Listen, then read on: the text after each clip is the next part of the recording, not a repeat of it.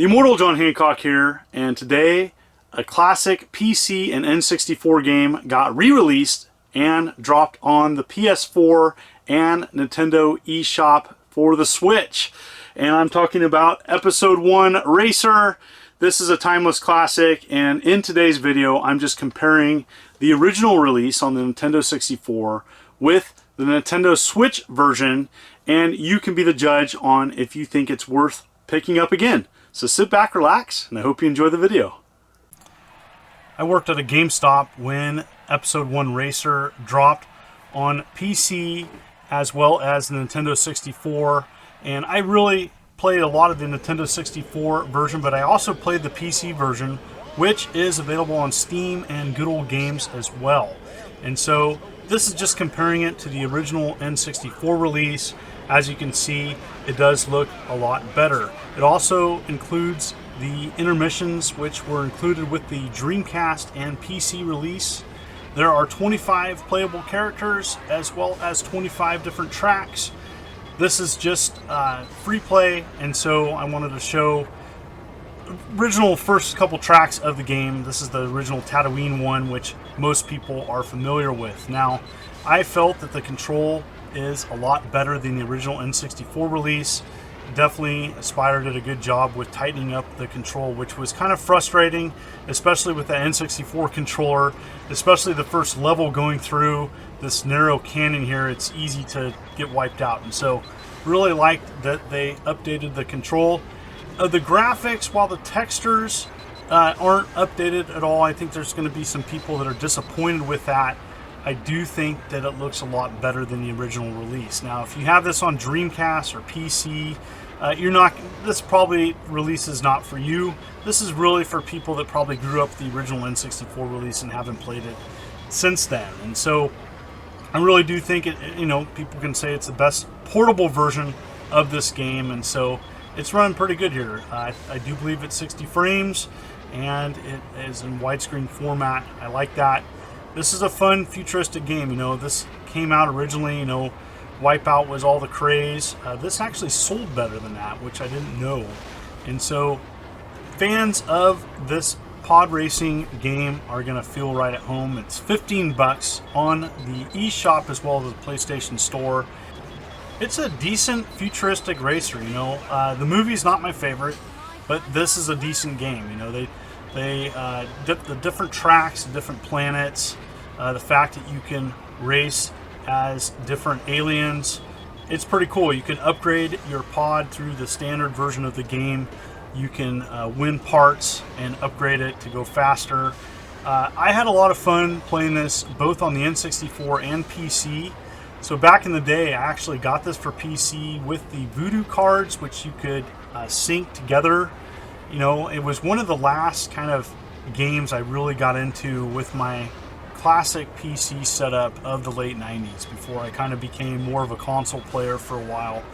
Though it's cool that this game is offered on Steam as well as Good Old Games.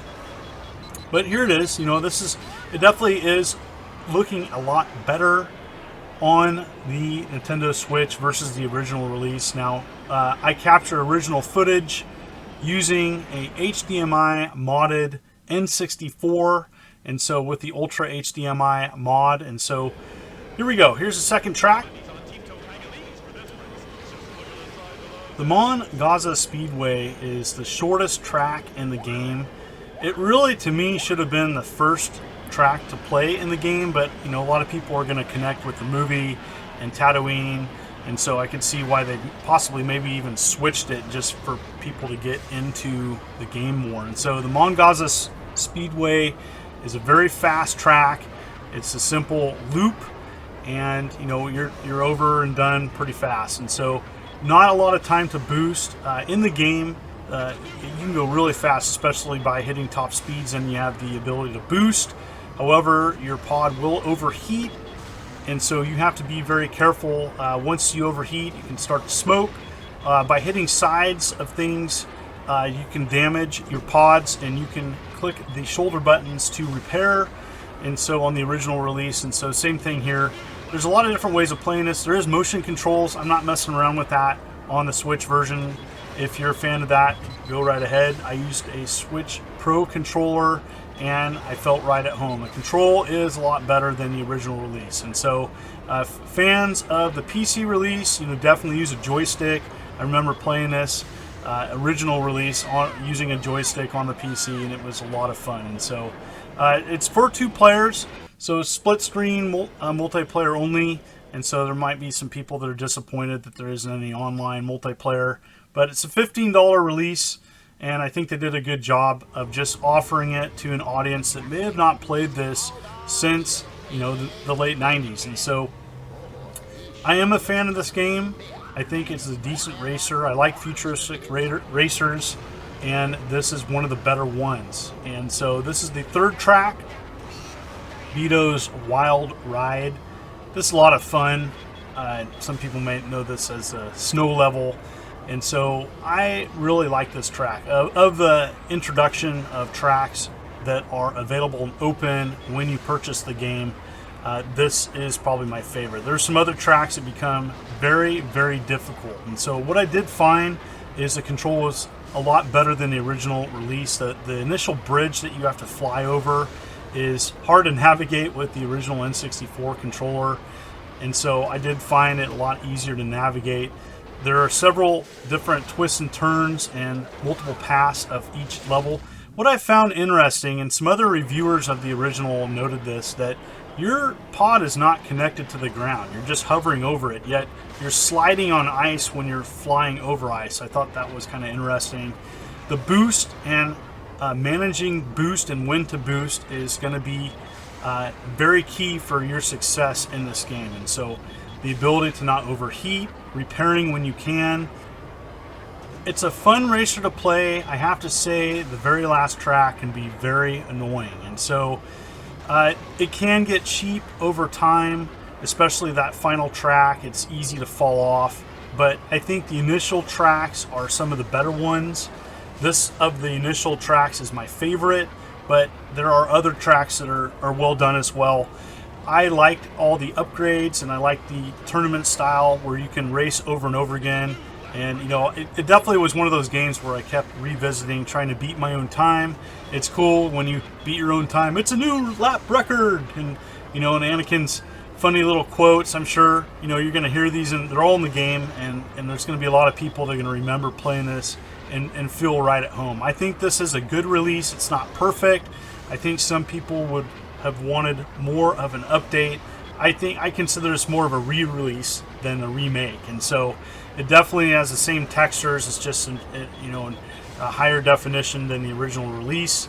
The N64 was limited, especially with cartridges, on so many things. So it's nice that this is being offered on a Nintendo system again with updated resolution, and I think it plays and looks a lot better. You be the judge. What do you think? Did you grow up with this on the Nintendo 64? I mean, I had so many good memories. I was in college working at a GameStop when this came out, and it was a very, very popular game. It was kid friendly. There was a lot of people that bought this, and a very family friendly game to play. I think some of the later stages get very difficult though, but I enjoyed playing this quite a bit back in the day. I played on all the versions too. I played the Dreamcast one. Like the Dreamcast one, I've kind of fought with the control style a little bit on the Dreamcast. The PC, honestly, was probably my favorite control setup using a joystick back in the day, and I had the synced Voodoo cards, and that made it a lot of fun to play, and it looked great. And so it's nice that this is offered on multiple formats, whatever you're into, PC, Dreamcast, or this new re-release that's now offered on the Switch and PlayStation 4. I'm sure it looks great on the PlayStation 4. I just wanted to compare it to the original on a Nintendo system. But maybe you haven't played the original. This is a great opportunity to go back and play a Star Wars classic. There's many people out there that grew up with this game. Is that you? I want to hear your stories in the comment section about what you think of this game. So there you have it. This is going to be $15 on Nintendo eShop as well as the PlayStation Store. And what did you think? Is this something you're going to be picking up? What did you originally play Episode 1 Racer on? PC, Dreamcast, Nintendo 64. Comment below your memories and comments about this game. I just wanted to compare the original to the new re-release. For some, it's going to be worth it. For others, you may want to pass. Comment below. As always, thank you for watching and hope you subscribe. Click the bell for notifications. This is the Immortal John Hancock. You take care.